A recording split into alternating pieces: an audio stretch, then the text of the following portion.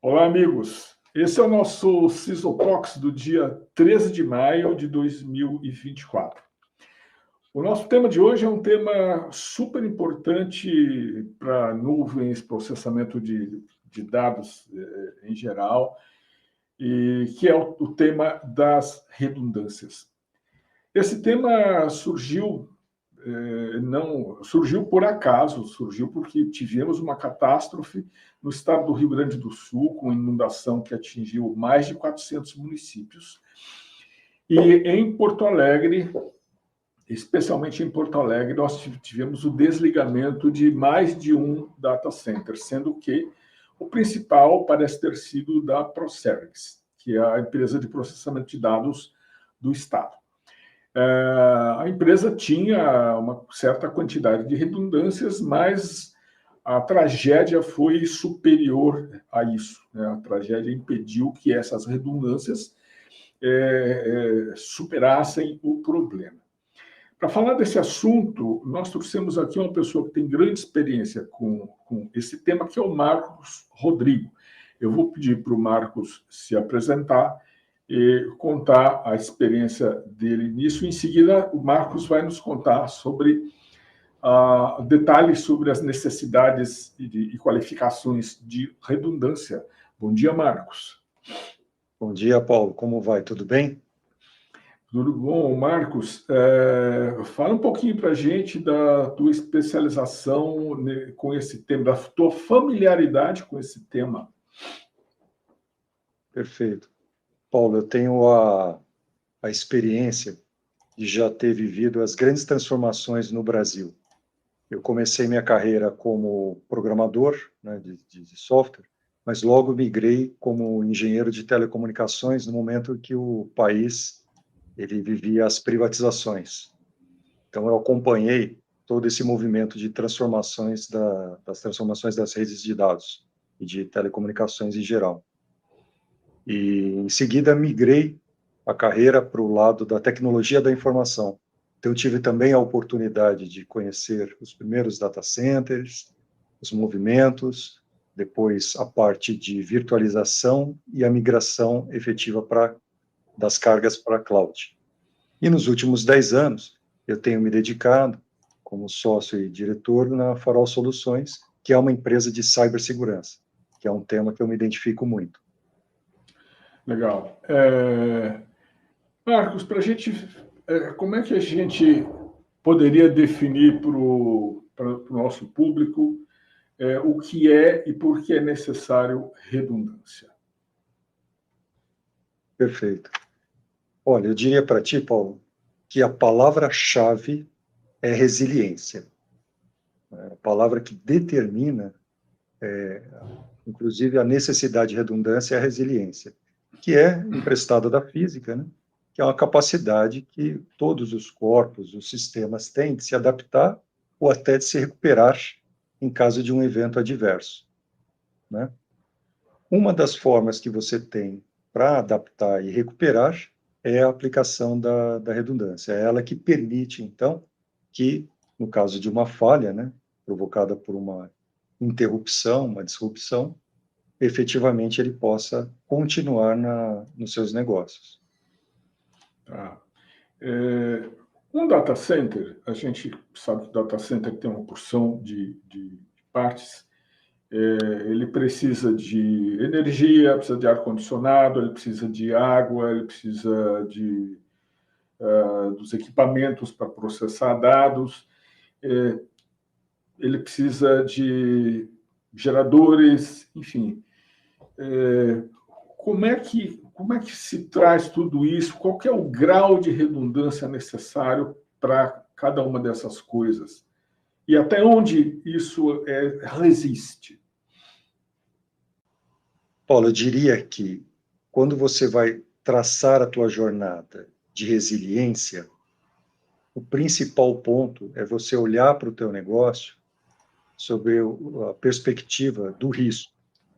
O risco de negócio e, por consequência, o risco da tecnologia, né? Que é justamente esse impacto, né? A probabilidade de acontecer alguma perda ou dano, né? que poderia afetar o teu negócio frente a uma ameaça, uma vulnerabilidade explorada. Tá? Então, neste caso, quando nós tratamos de redundância, o primeiro ponto é você identificar o quão redundante, quão operacional o teu negócio tem que estar. Esse é o ponto de partida. Tá. Depois disso é que se traça as estratégias para que isso aconteça da melhor maneira.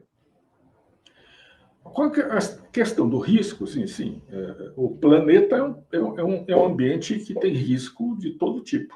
A gente reconhece riscos de toda maneira. Então, quando você traz um planejamento dessa ordem, né, que é um planejamento para você ter resiliência nos negócios, para os negócios, né?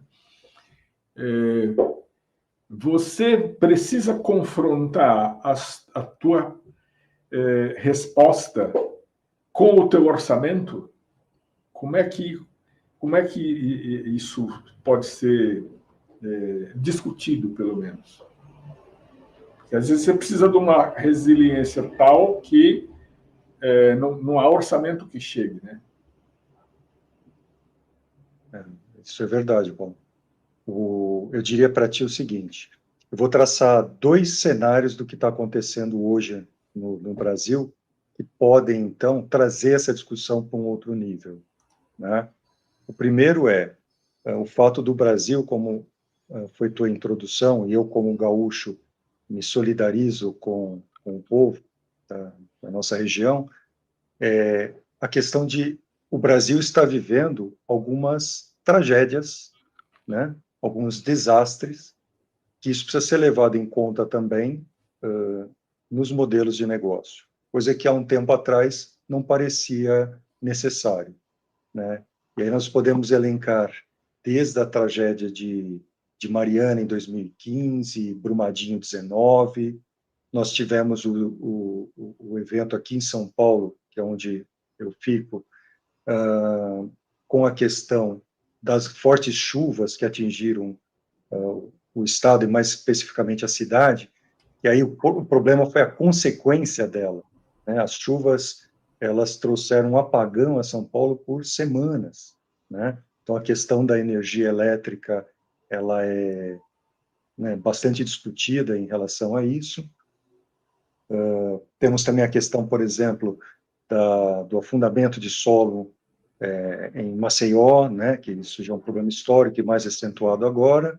E, claro, nós temos acompanhado tanto a tragédia que, de certa forma, está assolando o Maranhão, com as fortes chuvas, e, obviamente, o Rio Grande do Sul, né? Então, tudo isso põe uma perspectiva para as empresas, para os decisores, que é diferente do que se tinha antes. Dentro de um modelo de governança, precisa ser pensado, sim, também a questão dos desastres naturais. E a Só segunda uma perspectiva... pergunta, assim, quando a gente fala de desastre natural, claro que quando você está planejando um data center, você vai lá, escolhe o terreno, né, descobre se tem energia, telecom, etc. e tal. Mas, pelo que você está contando, há uma necessidade maior de trazer para o cenário de planejamento a questão dos riscos ambientais, é isso? Também, exatamente esse é o ponto, está correto. Por uma pergunta anterior você me fez sobre orçamento, esse é o ponto. Se pegarmos Porto Alegre, né, toda a parte do centro administrativo está comprometido, ali próximo à Rótula das Cuias. Então, os grandes centros de processamento de dados estão lá. E a região tem 1 metro quadrado com um valor mais adequado, até para você colocar um data center ali. Porém, a relato de data center operacional em Porto Alegre, que estão em regiões com 1 metro quadrado mais caro, porém, mais alto, né, de maior, vamos dizer assim, resiliência em relação a um desastre como esse. Então, isso também tem que ser pensado à luz do orçamento, né? E essa segunda perspectiva que eu trago, Paulo, é a questão também dos ataques cibernéticos. O nosso país está vivendo uma grande onda de ataques. Para você ter uma ideia, de 2022 para 2023, aumentou em 51% as tentativas de ataque de ransomware às empresas. Isso também tem que ser visto à luz de uma perspectiva de redundância, né? Se nós não conseguimos barrar esses ataques, né, identificar, proteger, nós temos que trabalhar o quê? A recuperação. A recuperação se dá por sistemas que permitam isso, né? Redundantes. Redundantes. E antes disso, a empresa precisa continuar operando até que se acione essa redundância. Então, temos que ter continuidade de negócio também, né? Então, tudo isso tem que ser visto agora de uma maneira completamente diferente do que era visto até então. Até se a gente pensar, assim, pensando bem, eu nunca tinha pensado nisso, mas eu passei a considerar o backup uma forma de redundância, né? Porque o backup tem salvo muita gente desses ataques que você acabou de mencionar, não é? Exatamente. O ponto só que nós temos que também, diria, pela nossa experiência, né, repensar o backup. Porque, na prática, o que se quer mesmo é o restore, né, a capacidade de restaurar num ponto íntegro, disponível, né, confiável, as informações. E o que eu vejo ainda no mercado é as empresas tratando, muitas delas, né, tratando o backup como uma simples atividade, né, feito ou não feito. Quando, na prática, os frameworks nos dizem, não, você tem que testar, você tem que restaurar à medida, tem que melhorar isso. E também, ele passa a ser tão essencial, Paulo, que ele precisa ser visto também sob um componente de segurança. O quão seguro ele também está, né? Senão, o que acontece é o atacante, a primeira coisa que ele vai fazer, até para dar poder de fogo a ele, é destruir os mecanismos de backup. Já que nós estamos falando desse povo das trevas aí, eu queria te ouvir sobre o lado do cliente, né? Na seguinte perspectiva. Dia 21 de fevereiro, aquele cara do grupo Black Cat, AlphaV, atacou a Change Healthcare nos Estados Unidos, que é uma processadora de transações da área médica. É uma processadora que processa metade das transações do sistema de saúde privado dos Estados Unidos. O resultado é que parou tudo. Parou farmácia, emissão de receita, guia de exame, parou tudo. E assim como parou 2 anos atrás, houve um ataque de ransomware num fornecedor de nuvem brasileiro. Você deve lembrar disso, não vou falar o nome, mas quem está na área sabe. E os clientes ficaram em maus lençóis, vamos dizer. Me lembra também que uma professora da USP, que eu conheço, que é a Beth Saad, lembrando o seguinte, que o digital é muito bom, mas você precisa pensar na sua redundância. Como é que você pode mapear isso para o cliente, para o cliente pensar nesse assunto? Então, os casos citados estão muito em linha com o que eu comentei, e é justamente esse é o ponto.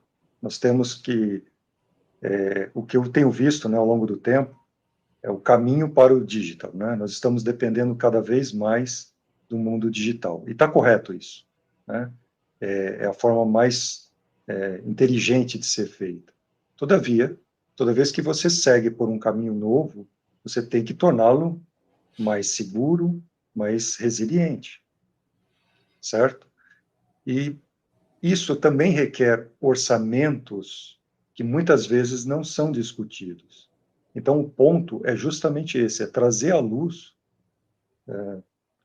da maneira correta, né, frente ao que é a empresa, o contexto de cada empresa, né, isso é a governança, como ela lida com os seus negócios, como ela lida com os riscos.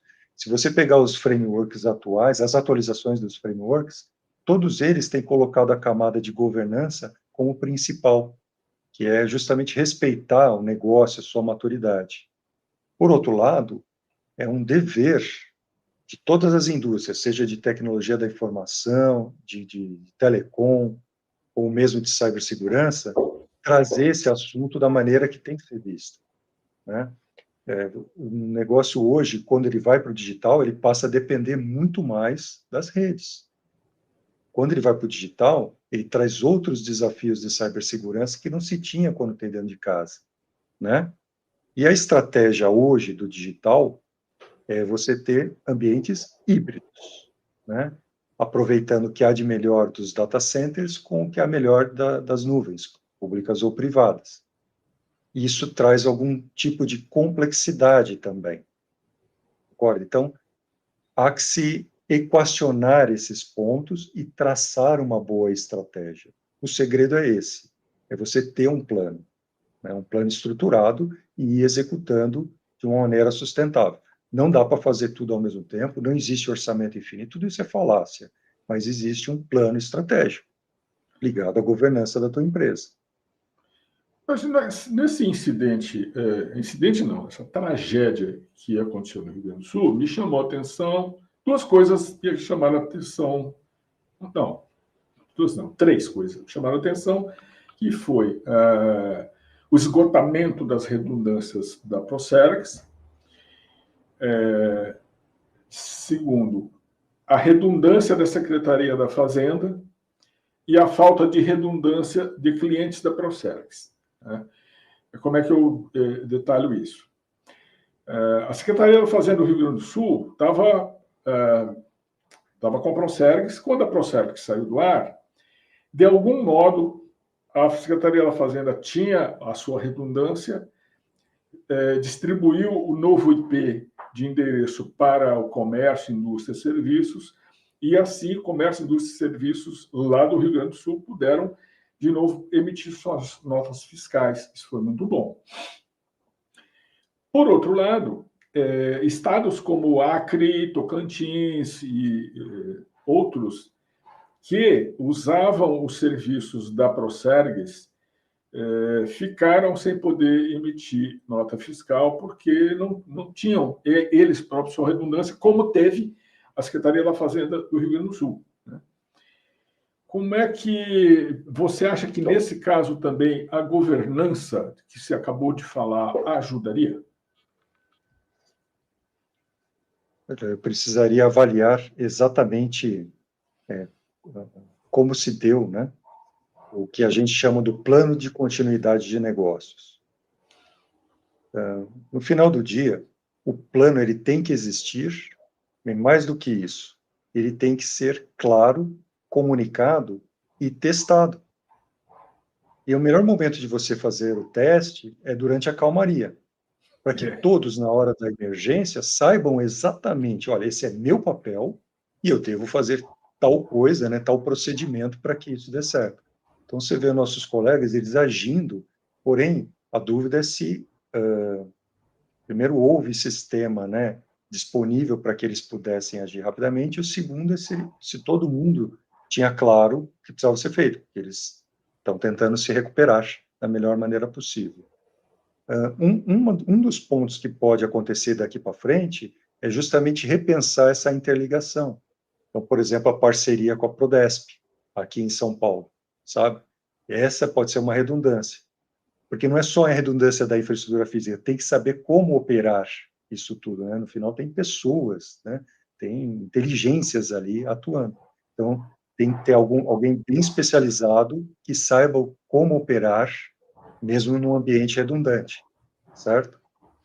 Esse é o ponto. Ter um plano estruturado, testado, comunicado, com matriz de responsabilidades, enfim, né? E melhorado continuamente. A cada teste se percebe coisas que deveriam se melhorar, documenta-se isso e efetivamente se propõe melhoria. Na tua experiência pessoal com a Farol, você diria de quanto por cento dos clientes responderiam Sim, eu testei. Olha, eu estou nesse mercado há alguns anos, eu diria para ti que tem evoluído. Cada vez mais as empresas têm percebido que, ao botar um sistema, ao colocar uma infraestrutura nova, ela tem que ser testada, mas ainda é muito baixo, né? Eu diria que 1/3 das empresas tem algum plano de continuidade de negócios.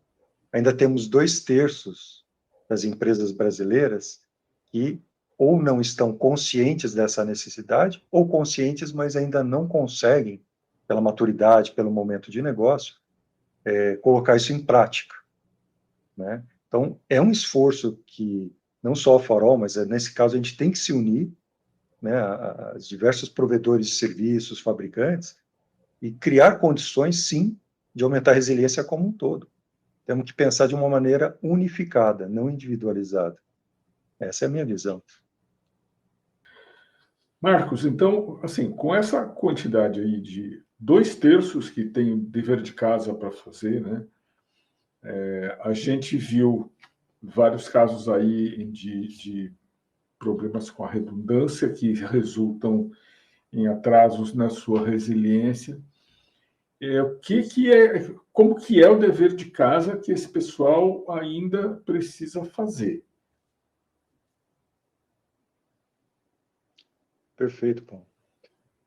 Eu diria que o primeiro ponto é efetivamente colocar o tema na pauta de discussão, na pauta dos negócios. Cada empresa tem o seu negócio, tem a sua visão de futuro, a sua missão, seu propósito. Só que esse assunto, assim como tantos outros, mas esse em particular, tem que entrar sim numa pauta de planejamento e de execução, né?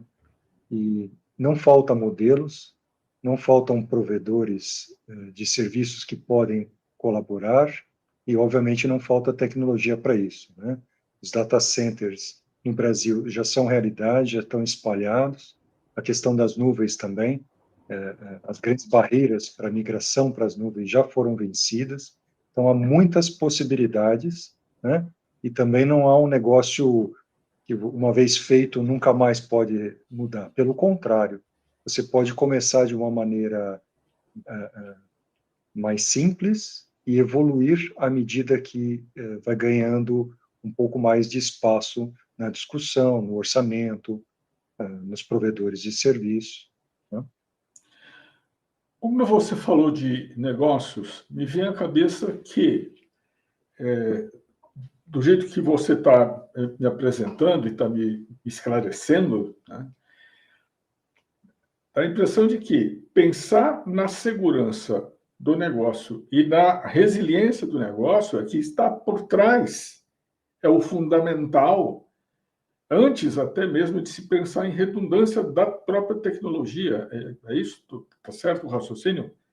Exatamente isso. Essa é a principal mensagem que você capturou muito bem, Paulo, que eu gostaria de deixar. O negócio é mais importante. A tecnologia, ela tem que responder a isso. E ela vai responder.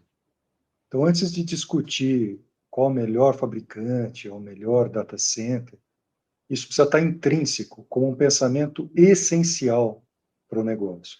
Depois é que vem o roteiro que precisa ser seguido, né? Criar um plano de, antes disso, né? O PIA, né? O plano de impacto dos negócios, depois um plano de continuidade dos negócios, um plano de desastre, de recuperação de desastre. Então, isso tudo precisa ser feito? Sim, mas existem vários profissionais, empresas e tecnologias que vão sustentar tudo isso, né? A dificuldade está justamente no fato disso ser realmente um tema sustentável. De nada adianta também isso ser o tema do ano, entende? Uma vez que você inicia a jornada, você tem que dar continuidade a ela até chegar num determinado objetivo, né? Ele não é sem fim, como muitos podem achar.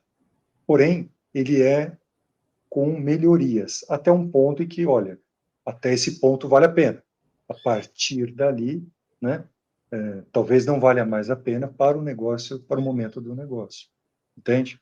Mas certamente, esse é o ponto, Paulo. Para contar toda essa história, aquelas que as empresas têm lá, tem o diretor, tem o acionista, tem o financeiro, tem o marketing, e tem mais uma porção de gente que não está familiarizada com a tecnologia, e às vezes não está familiarizada, inclusive, com o risco do negócio, né? A sua empresa tem a especialidade de levar segurança aos negócios, né? O que eu queria te ouvir é como, assim, na sua experiência pessoal, como que é a dificuldade de levar esse recado para essas pessoas, porque são elas que vão ter que fazer essa jornada, não é assim? Exato. Você tem razão. É natural, e talvez por isso o nosso Brasil esteja tão atacado hoje em dia. Se transformou num alvo fácil. Tem pego as empresas de uma maneira desprevenida. Suas linhas de defesa não são suficientes. Quando há uma invasão, muitas não conseguem detectar essa invasão. E, ademais, uma vez o estrago feito, não consegue se recuperar, né? Então, isso é um problema sério. E o tema, veja, os departamentos, as áreas, são especialidades, é como a empresa se organiza, né? Tem um departamento, uma diretoria específica para vendas, uma específica para recursos humanos. Tudo isso faz sentido, óbvio, porém, existem pensamentos que são transversais. A segurança não tem a ver com tecnologia, a segurança tem a ver com o indivíduo, com a vida, com o emprego dele, com os dados pessoais, né? Então, isso é que precisa ser visto de uma maneira diferente. O movimento que a gente tem colaborado é justamente para levar isso de uma maneira descomplicada, não como tecnologia, e sim como uma forma de você perpetuar o seu negócio. Só que diferente de um conceito do ESG, né, que justamente tem conseguido trazer esse tipo de pensamento um pouco mais fluido para as empresas, talvez segurança não esteja nessa mesmo grau de pensamento no C-level. Não é uma questão do CISO, diretor de TI, única. É um grande líder ali dessa questão para lidar com o tema. Mas isso tem que ser algo que permeie todas as áreas. São as pessoas, os executivos, são os negócios, entende? Daí a dificuldade. Eu sinto que já está havendo uma transformação. Porém, da maneira da dor. Você olha para o lado e você vê, por exemplo, estima-se algo em torno, no Brasil, né? A IBM traz esse dado importante, que um ataque ransomware tem um efeito de mais ou menos 2 milhões de dólares sobre as empresas, sabe? Um outro lado importante dessa questão é que até o ano passado, ano retrasado, muitas empresas pagavam, inclusive, para ter seus sistemas descriptografados. Porém, agora o que se viu, tem até uma matéria importante no Valor Econômico sobre isso, é que ficou tão fácil que as gangues acessem o ransomware as a service, por exemplo, que eles já não têm nem o compromisso de te devolver a chave. Eles só estão usando isso para realmente obter o ilícito, o dinheiro, e não tem compromisso em devolver mais a chave. Então, nem a reputação, por assim dizer, do grupo criminoso está em jogo mais. Entende? Então, isso é um grande problema. As empresas precisam se preparar para isso. É óbvio, eu sou parte interessada, né? Eu estou nesse mercado.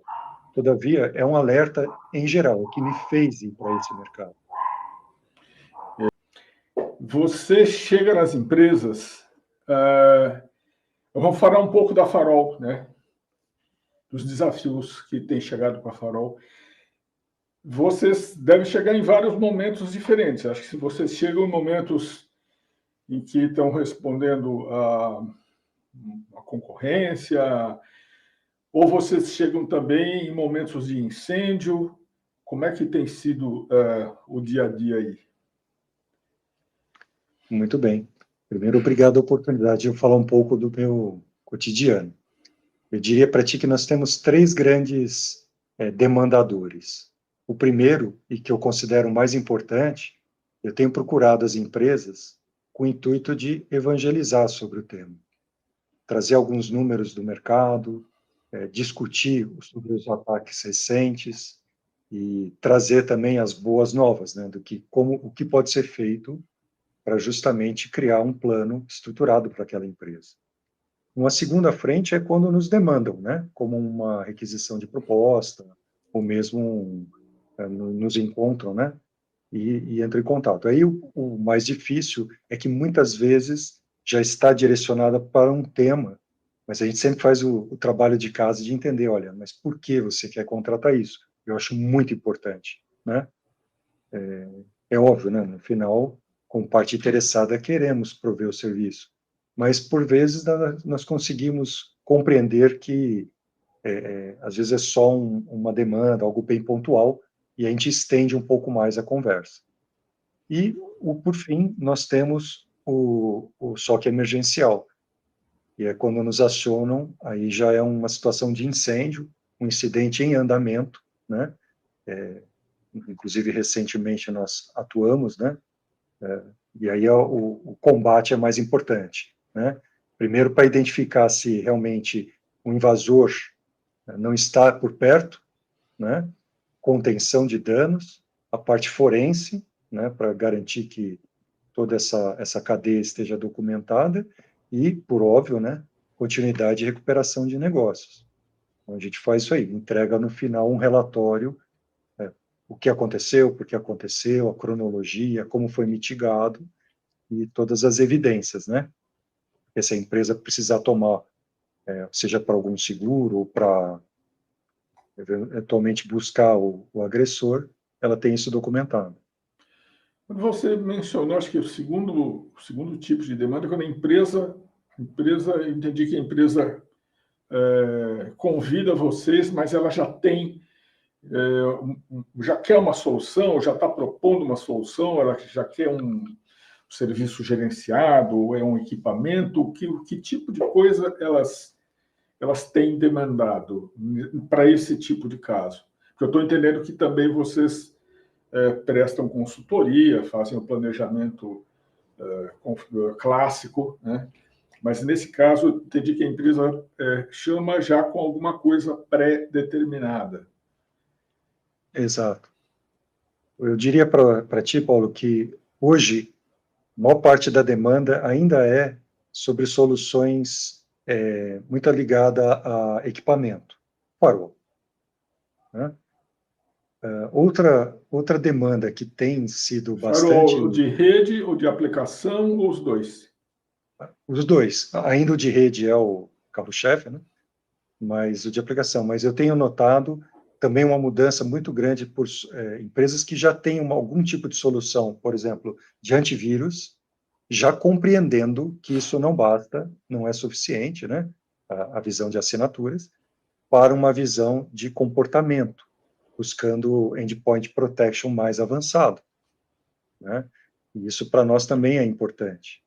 Nesse caso, e se você observar, né, Paulo, se você pegar o NIST, o CIS, ou o SysControls, né, ou a ISO 27001, todos, cada um tem uma visão e uma aplicação, mas todos têm o mesmo ponto de partida, que é, olha, primeiro você tem que identificar o que você quer proteger, né?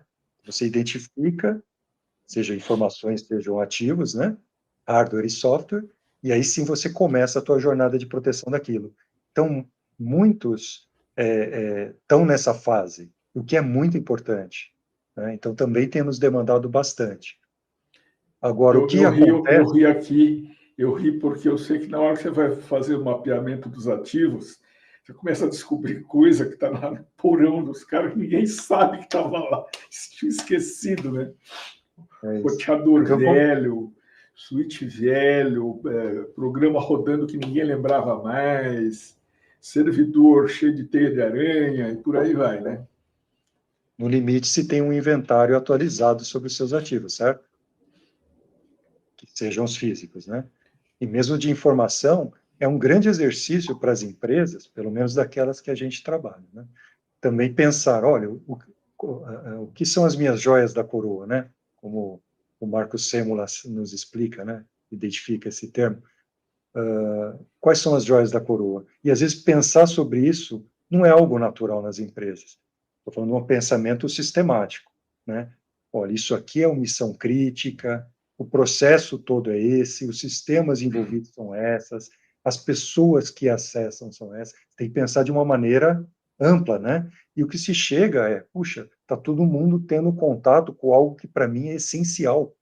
Calma lá, eu preciso identificar quem são as pessoas que têm acesso. Opa, então nós já temos uma demanda diferente para pensar, né? Essa parte de gestão das identidades. Mas o principal é você saber realmente qual que é o teu objetivo, né? Onde você quer chegar.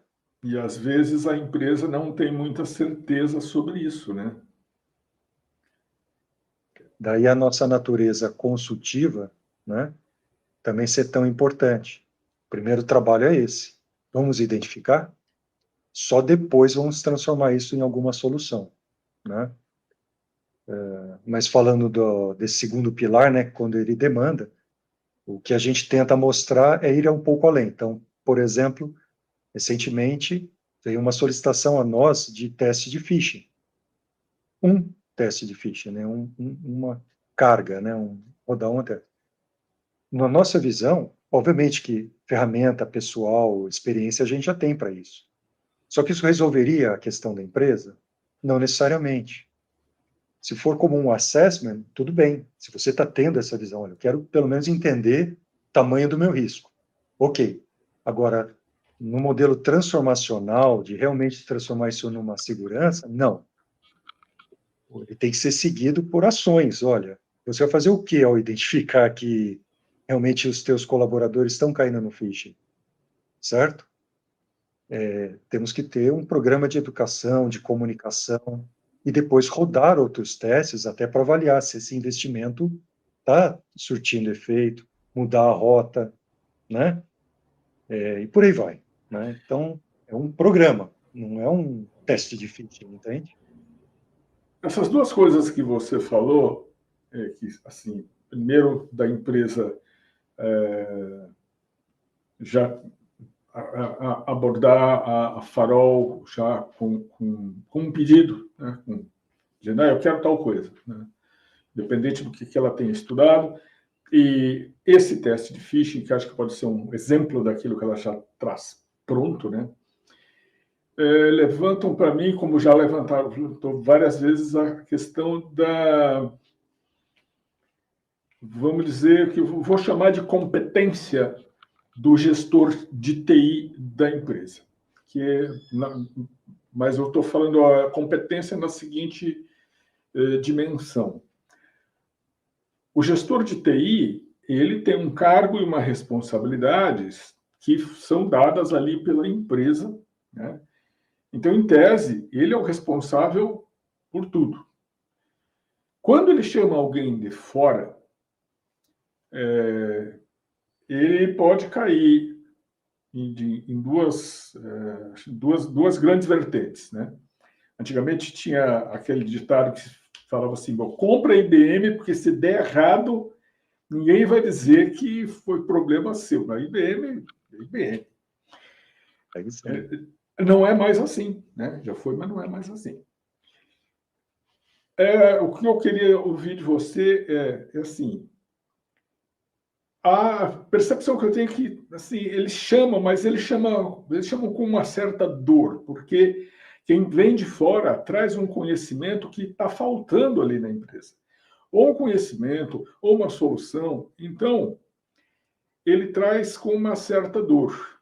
E é isso que eu queria ouvir de você, se tem essa percepção, se eu tenho essa percepção correta ou se é um engano meu. Olha, eu diria para ti que talvez esteja mudando mesmo. Já se percebeu, veja, eu sou de um tempo em que ter os CPDs, né, os tratamentos de dados dentro de casa era essencial. Sou de um tempo em que os grandes questionamentos de migrar para a nuvem, toda vez que se falava em nuvem, era segurança. Hoje já não é. A nuvem é o Então, computador dos outros, né? Então, esse é onde estão os meus dados, né? Hoje, a visão já é ao contrário. Olha, eu preciso que isso funcione e me entregue exatamente o que eu preciso, né? Eu estou olhando mais o resultado, né, a consequência, né, sendo ela positiva, né, o consequencialismo, do que eventualmente, né, a sua infraestrutura. Eu não questiono mais isso. Então, também com a parte de serviços, ainda com os seus vieses, né, mas as empresas têm entendido que, olha, eu posso trazer esse conhecimento para dentro. E te digo mais, que esse deveria ser um esforço, é nosso, mas tem que ser de todos. Não pode ter em segurança lock-in. Pelo contrário, as empresas têm que compreender exatamente tudo com total transparência o que está fazendo. E é uma decisão delas entre permanecer com o provedor de serviços ou eventualmente internalizar. Ganhamos todos nós, mesmo com a internalização. Por quê? Porque vai demandando outros serviços com alto grau de confiança. Então, é esse silo que precisa ser quebrado. Segurança é para todos e por todos. Esse é até um apelo que eu faço. Vamos nos unir. Por quê? Porque o outro lado, o lado dos criminosos, percebeu já que organizar é importante também para a própria sobrevivência. Há um compartilhamento de dados, há enriquecimento, o vazamento de um com o vazamento de outro compõe uma base de dados enriquecida muito forte. O código de um na mão de outro pode fazer um estrago ainda maior. Então, nós precisamos também compartilhar um pouco mais dessas informações. Tem se feito muito, né? Inclusive no Brasil, né? O Plano Nacional de Cibersegurança é uma tentativa também de se estabelecer um padrão, mas hoje o que temos as empresas, na figura realmente dos gestores de TI, né? Eles estão buscando, sim, ajuda especializada e vendo isso com muito bons olhos. Legal. Legal. Bom, a nossa entrevista, Marcos, está chegando no final e eu queria perguntar para você se você teria, assim, um grande conselho, ou dois ou três grandes conselhos para aqueles que precisam fazer essa jornada para assegurar a sua resiliência por meio de redundância e de outras providências, né? Eu tenho vários, mas para ser bem direto, eu diria o seguinte: em algum momento, cada negócio, por menor que seja, até um microempreendedor, ele tem que parar pouco tempo, mas ele tem que repensar o que ele quer dali para frente. Ele já faz isso com os próprios negócios. Então, inclua isso, a questão da resiliência, né?